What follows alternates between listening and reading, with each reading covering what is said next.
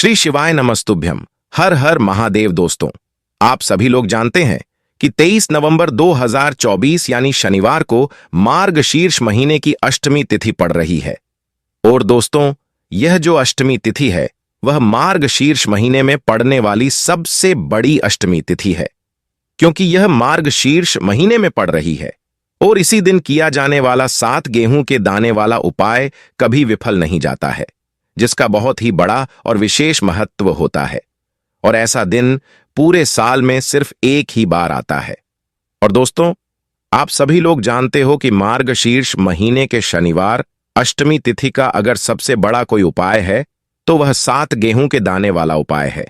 अगर आपने भी इस महीने में यह उपाय नहीं किया है तो इस उपाय से चूकना मत दोस्तों। तो दोस्तों, इस मार्गशीर्ष महीने के शनिवार अष्टमी तिथि के दिन आप लोगों को इस 7 गेहूं के दाने वाले उपाय को जरूर करना है। अगर आपने मार्गशीर्ष महीने की अष्टमी तिथि के दिन इस वाले उपाय को कर लिया तो आपको इस उपाय को करने का वह फल मिलेगा जिसकी आपने कभी कल्पना भी नहीं करी होगी। इसीलिए आप लोग इस वाले उपाय को एक बार जरूर कर लेना, ताकि आप लोगों के हाथ से यह मौका ना जा सके और आपको इस उपाय को करने का फल मिल सके।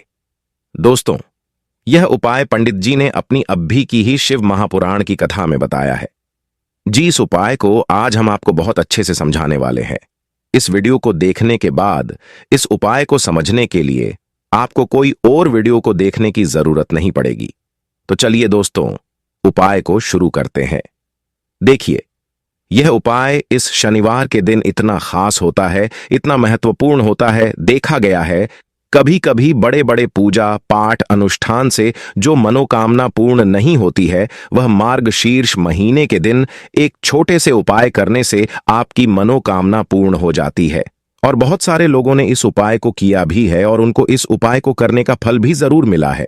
अगर आप लोग भी इस उपाय को करना चाहते हैं तो आप इस उपाय को पहले अच्छे से समझ लेना, सुन लेना, उसके बाद करना। आपको इस उपाय का फल जरूर मिलेगा। और इस उपाय को कर लेने से आपके घर में चाहे किसी भी प्रकार का दुख और समस्या क्यों ना चल रही हो, आपको उसका कारण भी नहीं पता है कि भाई यह समस्या किस कारण से चल रही है। उसका कुछ भी कारण हो सकता है, जैसे पितृदोष हो सकता है या किसी भी तरह का मंगल दोष भी हो सकता है। तो इस दिन आप लोगों को यह वाला उपाय कर लेना है। ये एक ऐसा उपाय है जिस उपाय को अगर किसी विशेष दिन पर किया जाए तो भाई उस विशेष दिन का फल तो हमें मिलता ही मिलता है। पर हमने उस दिन पर इस उपाय को किया है तो हमें उससे भी बड़ा फल मिलता है, और फल बहुत जल्दी मिलता है, क्योंकि आप इस उपाय को बहुत ही बड़े और विशेष दिन पर कर रहे हो। तो चलिए अब उपाय के बारे में बात करते हैं। लेकिन उससे पहले आप लोगों को यह जानना आवश्यक है कि आखिर यह उपाय किस समय करना है, किसको करना है और कैसे करना है। तो चलिए हम आगे आपको वीडियो में एक एक करके बता देते हैं। तो दोस्तों, इस 7 गेहूं के दाने वाले उपाय को हमें इस शनिवार अष्टमी तिथि के दिन कैसे करना है, किसको करना है, किस समय करना है और कहां पर करना है, यह सारे सवालों के जवाब आपको इस वीडियो में मिल जाएंगे। और जो यह वीडियो देखेगा उसको 7 गेहूं के दाने वाले उपाय को जरूर करना चाहिए, क्योंकि इस दिन गेहूं का भी बहुत ही बड़ा और विशेष महत्व होता है। और जब बात आ जाए 7 गेहूं के दाने की तो यह सोने पे सुहागा वाली बात हो जाती है, और यह शनिवार अष्टमी तिथि का एक बहुत ही बड़ा उपाय हो जाता है।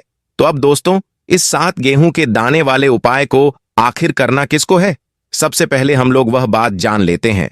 तो देखो, घर की जो बड़ी माताएं बहनें होती हैं, उन माताओं बहनों में से कोई भी एक बड़ी माता बहन इस वाले उपाय को कर सकती है।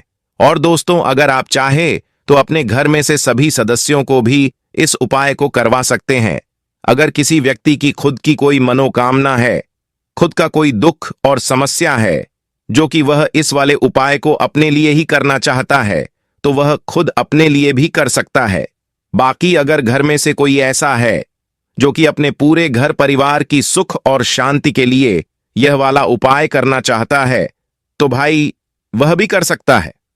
उसमें कोई भी दिक्कत वाली बात नहीं है। कहने का मतलब यह है कि इस उपाय को हर एक सदस्य भी कर सकता है, और पूरे घर परिवार के सदस्य के लिए घर की बड़ी माताओं बहनों में से कोई एक माता बहन भी कर सकती है। माताएं बहनें अगर घर में उपस्थित ना हो या वह यह वाला उपाय ना कर पा रही हो, तो फिर घर का कोई बड़ा सदस्य भी इस 7 गेहूं के दाने वाले उपाय को कर सकता है, चाहे फिर वह पुरुष ही क्यों ना हो। उसमें कोई भी दिक्कत वाली बात नहीं है।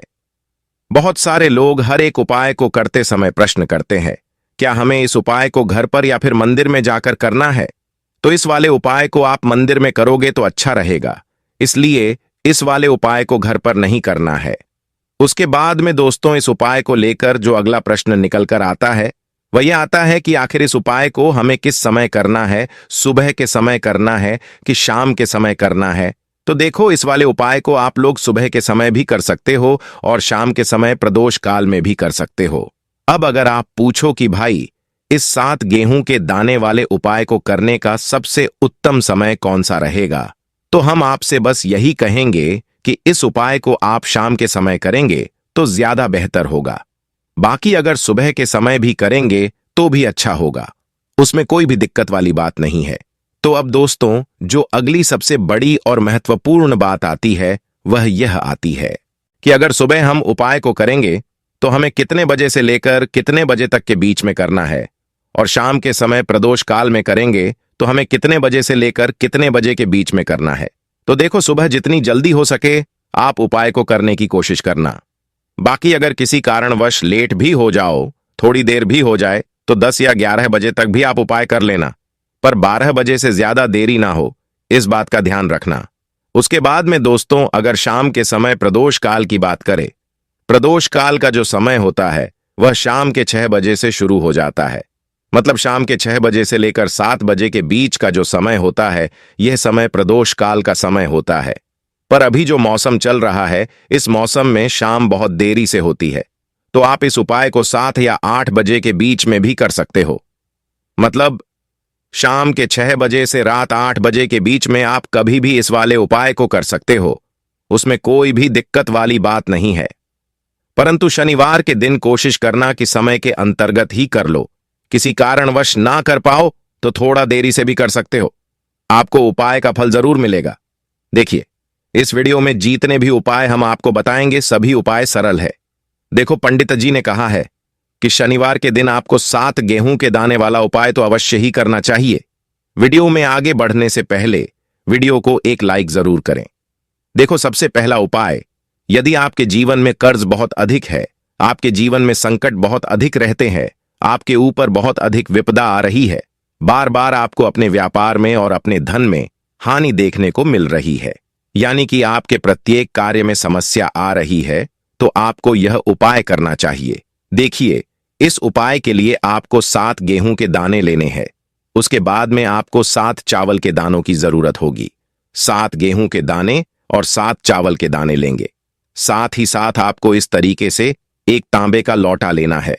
उस तांबे के लौटे में आपको जल भरना है। जल आपका खुद के घर का होना चाहिए, मंदिर का नहीं होना चाहिए। उसके बाद आप महादेव के शिवलिंग के पास में शाम के समय प्रदोष काल में पहुंच जाएंगे। अब यहां पर मैं जो आपको क्रम बताने जा रहा हूं, उस क्रम को बहुत ध्यान से सुनिए। महादेव को अगर कोई सबसे प्रिय है तो वह उनकी सबसे छोटी पुत्री, जिनका नाम माता अशोक सुंदरी है, जो आपके पास 7 चावल के दाने हैं। उन 7 चावल के दानों को माता अशोक सुंदरी के स्थान पर आपको कुछ इस तरीके से रख देने हैं। चावल के दानों को रखने के बाद में जो आपके पास में तांबे का लौटा है, उस तांबे के लौटे से कहीं पर भी हम जल नहीं चढ़ाएंगे। उस जल को सिर्फ और सिर्फ माता का जो हस्तकमल आपको दिख रहा है, वहीं पर गोल गोल करके आपको समर्पित करना है, और कहीं नहीं। ना तो माता अशोक सुंदरी के स्थान पर, ना तो शिवलिंग के ऊपर, सिर्फ आपको वहां पर गोल गोल जलाधारी पर उस जल को समर्पित करना है। अब आपके पास में 7 गेहूं के दाने बचे हुए हैं। उन्हीं 7 गेहूं के दाने को आपको अपनी मनोकामना कहते हुए महादेव के शिवलिंग के ऊपर समर्पण करने से हमारी इच्छाएं पूरी होती है। और अगर वह दिन प्रदोष का दिन हो, तब तो इससे सुंदर संयोग कुछ भी नहीं हो सकता। ध्यान रखिएगा, यह उपाय प्रदोष काल में करना है, सुबह के टाइम नहीं कर सकते। तो हमने यहां पर पहले उपाय की बात कर ली है। देखिए, इस उपाय के लिए आपको मात्र एक लौंग का जोड़ा लेना है, यानी कि 2 फूल वाली लौंग लेनी है। साथ में आपको मात्र थोड़ा सा शहद लेना होगा, और इसी के साथ में आपको तांबे के पात्र के अंदर शुद्ध जल लेना होगा। अब देखिए, इन सभी सामग्रियों को लेकर के आपको भगवान शिव जी के मंदिर में पहुंच जाना है। यह उपाय आप सुबह से लेकर शाम तक कर सकते हैं। तो सबसे पहले तो आपके पास जो 2 फूल वाली लौंग है, उन्हें आप शहद के अंदर अच्छे से डुबो दें, यानी कि दोनों लौंग पर आपको अच्छे से शहद का लेपन कर देना है।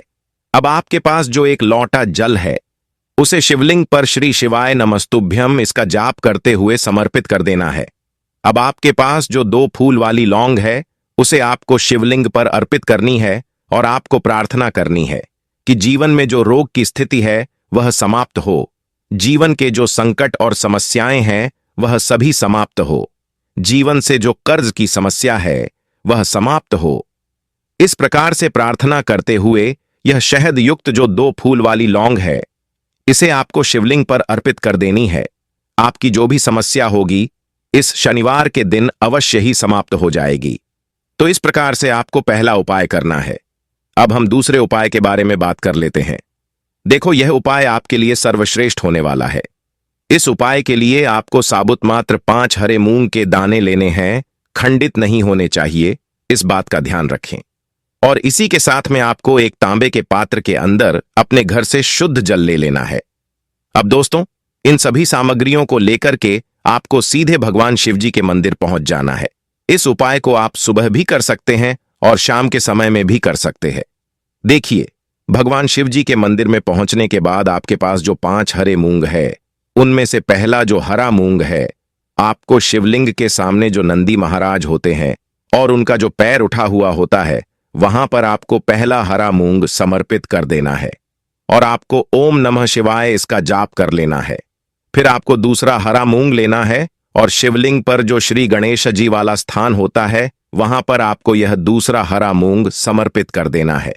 यानी कि शिवलिंग के सीधे तरफ आपको यह दूसरा हरा मूंग समर्पित करना है और फिर आपको ओम नमः शिवाय या फिर श्री गणेशाय नमः इसका जाप कर लेना है। फिर तीसरा हरा मूंग का दाना आपको भगवान शिव जी की सबसे प्रिय पुत्री माता अशोक सुंदरी वाले स्थान पर समर्पित करना होगा। शिव जी की जो जलाधारी होती है, जहां से जल बह करके आता है, उसी जलाधारी के बीच में सांप की आकृति के रूप में जो उठी हुई लाइन होती है, वहीं पर आपको तीसरा हरा मूंग समर्पित करना है और फिर आपको ओम नमः शिवाय इसका जाप कर लेना है। अब दोस्तों, जो चौथा हरा मूंग का दाना है, उसे आपको शिवलिंग पर भगवान कार्तिकेय जी का जो स्थान होता है, वहां पर आपको समर्पित कर देना है और आपको ओम नमः शिवाय इसका जाप कर लेना है। अब दोस्तों, आपके पास जो 5वां और अंतिम हरा मूंग बचा हुआ है, उसे आपको उस जल के पात्र के अंदर डाल देना है और इस हरे मूंग युक्त जल को आपको भगवान शिव जी के शिवलिंग पर अभिषेक करना है।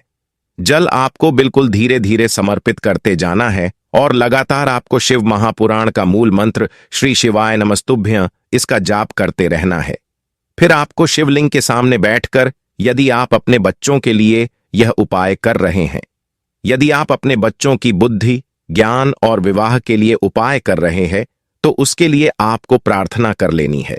या फिर व्यापार में वृद्धि करने के लिए यह उपाय कर रहे हैं, तो उसकी कामना करते हुए आपको प्रार्थना कर लेनी है।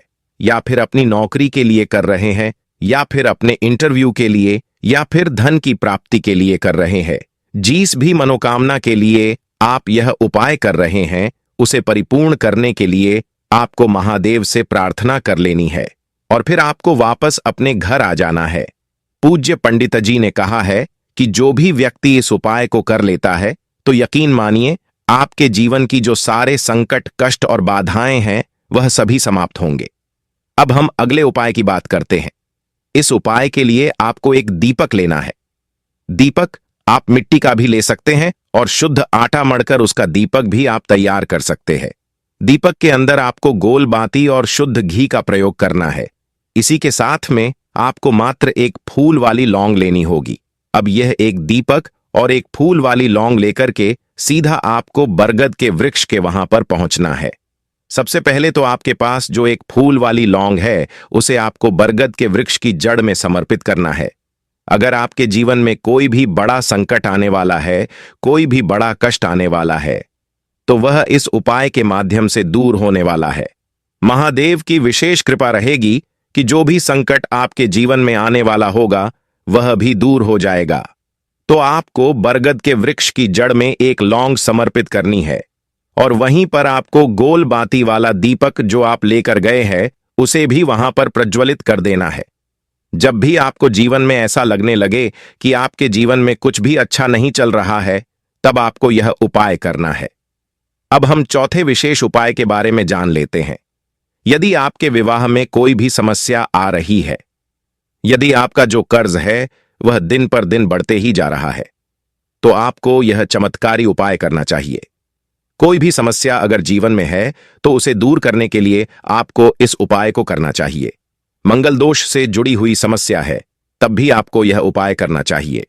देखिए, इस उपाय के लिए आपको एक तांबे के पात्र के अंदर अपने घर से शुद्ध जल लेना है और इसी के साथ में आपको एक चुटकी लाल चंदन लेना होगा।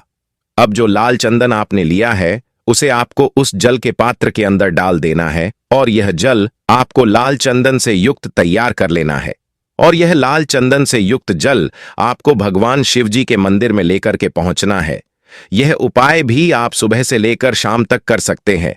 अब दोस्तों, यह जो लाल चंदन से युक्त जल है, इसे आपको भगवान शिव जी के शिवलिंग पर धीरे धीरे अर्पित कर देना है और आपको लगातार श्री शिवाय नमस्तुभ्यम इसका जाप करते रहना है। यदि आपके जीवन में विवाह से जुड़ी समस्या चल रही है तो आपको मंगलेश्वर महादेव का स्मरण करना है और जीवन में अधिक कर्ज की समस्या है तो आपको रणमुक्तेश्वर महादेव का स्मरण करना है। देखना, एक दिन आपकी सब तरह की समस्या जल्दी ही समाप्त हो जाएगी। तो इस प्रकार से आपको यह चौथा उपाय करना है। अब हम अंतिम और पांचवें उपाय के बारे में जान लेते हैं। यह जो उपाय है विशेषकर आपको हनुमान जी के वहां पर ही करना होगा। देखिए, जब भी आपको ऐसा लगने लगे कि आपके जीवन में जो कर्ज है वह समाप्त ही नहीं हो पा रहा है, दिन प्रतिदिन बढ़ते ही जा रहा है, कष्ट दिन प्रतिदिन बढ़ते ही जा रहे हैं, कष्ट समाप्त ही नहीं हो पा रहे हैं, यानी कि जीवन में जब भी कोई विपदा आती है, संकट आता है, तो हमें संकट मोचन हनुमान जी के मंदिर में जाना चाहिए। यह उपाय बहुत ही खास है। इस उपाय के लिए आपको एक चौमुख दीपक तैयार करना होगा। आपको एक दीपक लेना है, दीपक के अंदर 4 बाती लेनी है। बाती के लिए आपको कलावा का मौली वाला धागा आता है उसकी भी बना सकते हैं, या फिर सफेद रुई की जो बातियां आती है आप उनसे भी बना सकते हैं।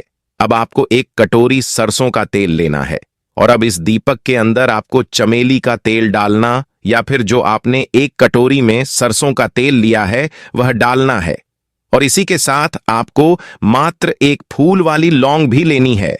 अब जो यह दीपक और लौंग है, इन दोनों को लेकर आपको हनुमान जी के मंदिर पहुंचना है। सबसे पहले तो यह जो चौमुखी दीपक है इसे आपको हनुमान जी के सामने प्रज्वलित करना है। दीपक को प्रज्वलित करने के बाद आपको वहीं पर एक बार हनुमान चालीसा का पाठ करना है या फिर आप रणमोचन मंगल स्तोत्र का पाठ भी कर सकते हैं। अब आपके पास जो एक फूल वाली लौंग है उसे आपको अपने सीधे हाथ पर रखनी है और आपको हनुमान जी से प्रार्थना करनी है कि जीवन के जो भी संकट है, विपदा है, समस्या है, वह सब आपकी कृपा से दूर हो। और यह जो एक लौंग है उसे भी आपको उस चौमुखी दीपक के अंदर डाल देनी है और अपनी मनोकामना बोल देनी है। पंडित जी कहते हैं कि कुछ दिनों में ही आपकी सभी मनोकामना पूरी हो जाएगी। तो इस प्रकार से यह सुंदर सा और सरल सा उपाय करना है। देखो, आज की वीडियो में हमने आपको जितने भी उपाय बताए हैं सभी उपाय बहुत ही सरल है जो आपको करने हैं। देखना, आपके जीवन के सारे संकट और कष्ट दूर होंगे। और पंडित जी ने कहा है कि शनिवार के दिन आपको चौमुख दीपक वाले उपाय को अवश्य ही करना चाहिए। इससे आपके जीवन से चारों तरफ से आने वाले संकट दूर हो जाएंगे। तो दोस्तों, आज के इस वीडियो में हमने आपको 5 महाउपाय बताए हैं। जो भी आपको आसान लगे वह आप कर सकते हैं। उपाय को करते समय किसी भी प्रकार की गलती ना करें। अगर आपको हमारी वीडियो पसंद आई हो तो वीडियो को लाइक और चैनल को सब्सक्राइब जरूर करें। हर हर महादेव। ओम नमः शिवाय।